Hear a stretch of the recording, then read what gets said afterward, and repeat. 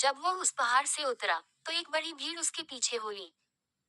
और देखो, एक कोढ़ी ने पास आकर उसे प्रणाम किया और कहा कि हे प्रभु, यदि तू चाहे तो मुझे शुद्ध कर सकता है। यीशु ने हाथ बढ़ाकर उसे छुआ और कहा, मैं चाहता हूँ, तू शुद्ध हो जा। और वह तुरंत कोढ़ से शुद्ध हो गया। यीशु ने उससे कहा, देख, किसी से न कहना, परंतु जाकर अपने आप को याजक को दिखला और जो चढ़ावा मूसा ने ठहराया है उसे चढ़ा, ताकि उनके लिए गवाही हो।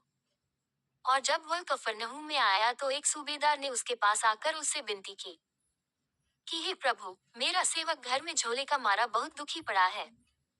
उसने उससे कहा, मैं आकर उसे चंगा करूंगा। सूबेदार ने उत्तर दिया कि हे प्रभु, मैं इस योग्य नहीं कि तू मेरी छत के तले आए, पर केवल मुख से कह दे तो मेरा सेवक चंगा हो जाएगा। क्योंकि मैं भी पराधीन मनुष्य हूँ, और सिपाही मेरे हाथ में हैं, और जब एक से कहता हूँ, जा, तो वह जाता है, और दूसरे को क्या, तो वह आता है, और अपने दास से कहता हूँ कि यह कर, तो वह करता है। ये सुनकर यीशु ने अचंभा किया, और जो उसके पीछे आ रहे थे उनसे कहा, मैं तुमसे सच कहता हूँ कि मैंने इसराइल में भी ऐसा विश्वास नहीं पाया। और मैं तुमसे कहता हूँ कि बहुतेरे पूर्व और पश्चिम से आकर इब्राहिम और इसहाक और याकूब के साथ स्वर्ग के राज्य में बैठेंगे, परंतु राज्य के संतान बाहर अंधियारे में डाल दिए जाएंगे, वहां रोना और दांतों का पीसना होगा। और यीशु ने सूबेदार से कहा, जब जैसा तेरा विश्वास है वैसा ही तेरे लिए हो। और उसका सेवक उसी घड़ी चंगा हो गया। और यीशु ने पतरस के घर में आकर उसकी सास को ज्वर में पड़ी देखा। उसने उसका हाथ छुआ और उसका ज्वर उतर गया, और वह उठकर उसकी सेवा करने लगी। जब संध्या हुई तब वे उसके पास बहुत से लोगों को लाए जिनमें दुष्ट आत्माएं थीं, और उसने उन आत्माओं को अपने वचन से निकाल दिया और सब बीमारों को चंगा किया, ताकि जो वचन यशायाह भविष्यद्वक्ता के द्वारा कहा गया था वह पूरा हो, कि उसने आप हमारी दुर्बलताओं को ले लिया और हमारी बीमारियों को उठा लिया। यीशु ने अपनी चारों ओर एक बड़ी भीड़ देखकर उस पार जाने की आज्ञा दी। और एक शास्त्री ने पास आकर उससे कहा, हे गुरु, जहाँ कहीं तू जाएगा, मैं तेरे पीछे पीछे हो लूंगा। यीशु ने उससे कहा, लोमड़ियों के भट्ट और आकाश के पक्षियों के बसेरे होते हैं, परंतु मनुष्य के पुत्र के लिए सिर धरने की भी जगह नहीं है। एक और चेले ने उससे कहा, हे प्रभु, मुझे पहले जाने दे कि अपने पिता को गाड़ दूं। यीशु ने उससे कहा, तू मेरे पीछे हो ले, और मुर्दों को अपने मुर्दे गाड़ने दे। जब वह नाव पर चढ़ा, तो उसके चेले उसके पीछे हो लिए। और देखो, झील में एक ऐसा बड़ा तूफान उठा कि नाव लहरों से ढांपने लगी, और वह सो रहा था। तब उन्होंने पास आकर उसे जगाया और कहा, हे प्रभु, हमें बचा, हम नाश हुए जाते हैं। उसने उनसे कहा, हे अल्पविश्वासियों, क्यों डरते हो? तब उसने उठकर आंधी और पानी को डांटा, और सब शांत हो गया। और लोग अचंभा करके कहने लगे कि यह कैसा मनुष्य है कि आंधी और पानी भी उसकी आज्ञा मानते हैं। जब वो उस पार गदरेनियों के देश में पहुंचा, तो दो मनुष्य जिनमें दुष्टात्माएं थीं कब्रों से निकलते हुए उसे मिले, जो इतने प्रचंड थे कि कोई उस मार्ग से जा नहीं सकता था। और देखो, उन्होंने चिल्लाकर कहा, हे परमेश्वर के पुत्र, हमारा तुझसे क्या काम? क्या तू समय से पहले हमें दुख देने यहाँ आया है? उनसे कुछ दूर बहुत से सुअरों का एक झुंड चर रहा था। दुष्टात्माओं ने उससे यह कहकर विनती की कि यदि तू हमें निकालता है, तो सुअरों के झुंड में भेज दे। उसने उनसे कहा, जाओ। वे निकलकर सुअरों में पैठ गए, और देखो, सारा झुंड किनारे पर से झपटकर पानी में जा पड़ा और डूब मरा। और चरवाहे भागे और नगर में जाकर ये सब बातें और जिनमें दुष्टात्माएं थी उनका सारा हाल के सुनाया। और देखो, सारे नगर के लोग यीशु से भेंट करने को निकल आए और उसे देखकर विनती की कि हमारे सिवानों से बाहर निकल जा। फिर वह नाव पर चढ़कर पार गया और अपने नगर में आया। और देखो, कई लोग एक झोले के मारे हुए को खाट पर रखकर उसके पास लाए। यीशु ने उनका विश्वास देखकर उस झोले के मारे हुए से कहा, हे पुत्र, ढाढ़स बांध, तेरे पाप क्षमा हुए। और देखो, कई शास्त्रियों ने सोचा कि यह तो परमेश्वर की निंदा करता है। यीशु ने उनके मन की बातें मालूम करके कहा कि तुम लोग अपने अपने मन में बुरा विचार क्यों कर रहे हो? सहज क्या है, ये कहना कि तेरे पाप क्षमा हुए, या ये कहना कि उठ और चल फिर?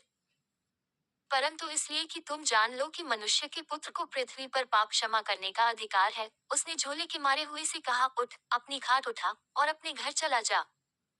वह उठकर अपने घर चला गया। लोग ये देखकर डर गए और परमेश्वर की महिमा करने लगे जिसने मनुष्यों को ऐसा अधिकार दिया है। वहां से आगे बढ़कर यीशु ने मत्ती नाम एक मनुष्य को महसूल की चौकी पर बैठे देखा और उससे कहा, मेरे पीछे हो ले। वह उठकर उसके पीछे हो लिया। और जब वह घर में भोजन करने के लिए बैठा तो बहुतेरे महसूल लेने वाले और पापी आकर यीशु और उसके चेलों के साथ खाने बैठे। ये देखकर फरीसियों ने उसके चेलों से कहा, तुम्हारा गुरु महसूल लेने वालों और पापियों के साथ क्यों खाता है? उसने ये सुनकर उनसे कहा, वैद्य भले चंगों को नहीं परंतु बीमारों को अवश्य है। सो तुम जाकर इसका अर्थ सीख लो कि मैं बलिदान नहीं परंतु दया चाहता हूँ, क्योंकि मैं धर्मियों को नहीं परंतु पापियों को बुलाने आया हूँ।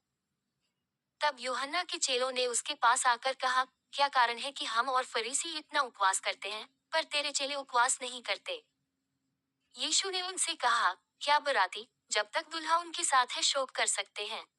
पर वे दिन आएंगे कि दूल्हा उनसे अलग किया जाएगा, उस समय वे उपवास करेंगे। कोरे कपड़े का पैबंद पुराने पहिरावन पर कोई नहीं लगाता, क्योंकि वह पैबंद पहिरावन से और कुछ खींच लेता है और वह अधिक फट जाता है। और नया दाखरस पुरानी मशकों में नहीं भरते हैं, क्योंकि ऐसा करने से मशकें फट जाती हैं और दाखरस बढ़ जाता है और मशकें नाश हो जाती हैं। परंतु नया दाखरस नई मशकों में भरते हैं और वह दोनों बची रहती हैं। वह उनसे ये बातें कह ही रहा था कि देखो, एक सरदार ने आकर उसे प्रणाम किया और कहा, मेरी पुत्री अभी मरी है, परंतु चलकर अपना हाथ उस पर रख, तो वह जीवित हो जाएगी। यीशु उठकर अपने चेलों समेत उसके पीछे हो लिया। और देखो, एक स्त्री ने जिसके 12 वर्ष से लहू बहता था, उसके पीछे से आकर उसके वस्त्र के आंचल को छू लिया, क्योंकि वह अपने मन में कहती थी कि यदि मैं उसके वस्त्र ही को छू लूंगी तो चंगी हो जाऊंगी। यीशु ने फिरकर उसे देखा और कहा, पुत्री ढाढ़स बांध, तेरे विश्वास ने तुझे चंगा किया है। सो वह स्त्री उसी घड़ी चंगी हो गई।